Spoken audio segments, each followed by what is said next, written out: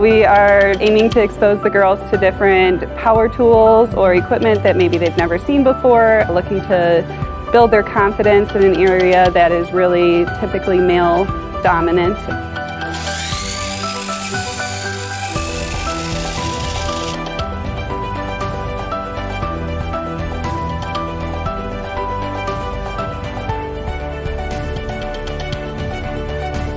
It's been a really good experience. I loved going here. It was lots of fun. I learned a lot of new things and I enjoy it.